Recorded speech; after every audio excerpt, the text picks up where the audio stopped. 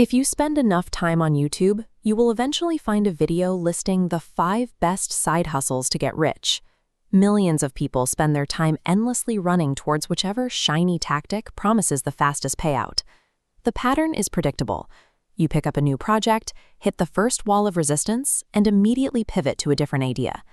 This behavior stems from the belief that the vehicle, the job, the business model, or the industry, is the reason you aren't making money. Even the most effective business model fails when the internal driver is working from a broken script. Every financial decision you make is governed by a subconscious operating system. This script was likely written during your childhood, through phrases like "money doesn't grow on trees" or "rich people are greedy." These inherited thoughts function as active rules. They dictate the rates you charge, the jobs you accept, and the specific level of guilt you feel spending your own money. Reaching a new level of financial success requires identifying and reprogramming this internal code. This process is best understood through the self-concept thermostat. This dial represents your current financial identity, set here to $100,000. You will unconsciously work to maintain the income level that matches this identity.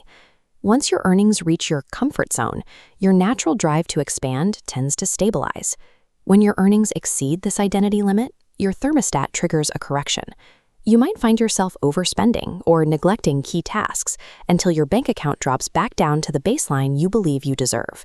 If your income dips below the setting, you experience a surge of stress. This anxiety forces you to work harder and fix the error until you return to your baseline. Significant wealth accumulation stays out of reach as long as your internal thermostat remains at its old setting.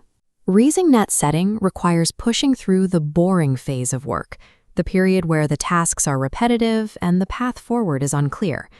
This is where most people fail due to a lack of frustration tolerance.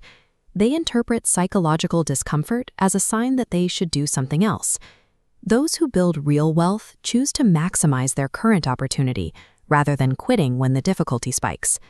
Success is often less about learning a new skill and more about your capacity to sit with the friction of hard work. There is a popular idea that you must manifest wealth or perfectly align your beliefs before you can make progress. The marketplace is indifferent to your intentions. It only responds to the volume and quality of the work you actually complete. Wealth is the result of relentless execution.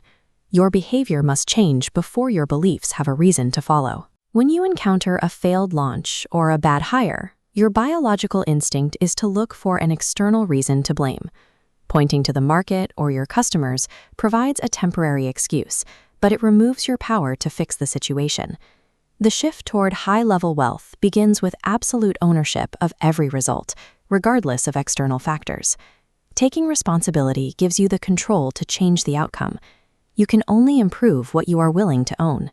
Even with the right mindset, taking a major risk still triggers a feeling of profound fear. The amygdala, highlighted here, is hardwired for survival. It often treats a financial risk with the same biological urgency as a physical threat.